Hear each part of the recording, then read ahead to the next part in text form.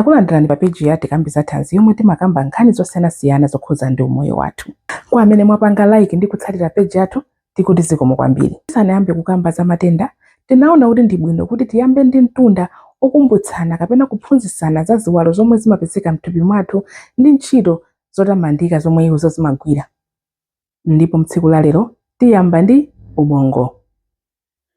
Ubongo umapezeka mmutu mwathu, ndipo kumbali ya ntchito yake tikhoza kunena kuti iwo wotu ndiwo chairman kapena kuti bwana mkubwa amene amayendetsa ndi kuongolera ntchito zosiyanasiyana zomwe zimachitika mthupi mwathu.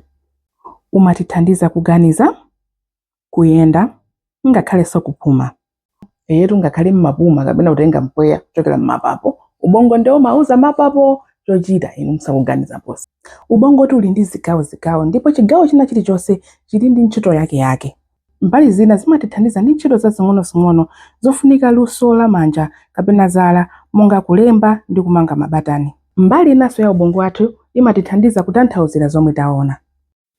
Nchifukwa chake mmatenda anja a stroke kapena kufa ziwalo amene taphunzire zambiri za iwo masabata akubwerawa. Anthu amakanika kupanga zinthu kapena kuoneka mosiyana malinga ndi gawo la ubongo lawo lomwe lapwetekeka.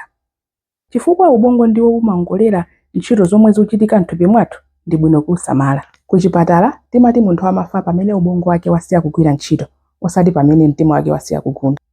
Choncho ndi bwino kuvala helmet poyendetsa njinga, ndikuyankhula ndinu akabaza kapena mabikers, kugona mokwanira, kudya za magulu, komanso kuphunzira zinthu zatsopano kawirikawiri kuti ubongo wathu ukhale wathanzi. Ndiponso pepani nnayiwala pakachitika ngozi sizomanyamula anthu chinyamule ngati matumba a simenti kuwaponya mgalimoto kapena ambulance kupita nawo chipatala ayi.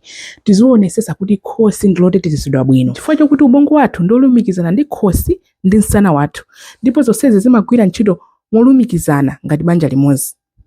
Ngati mwaphunzira kanthu kena mtsiku la lero, pangani like ndi kuyika ndemanga zanu pansipa, osayiwalanso kuwagayira video ya anthu ena kuti tiphunzire limodzi. Zikomo kwambiri mwakomana.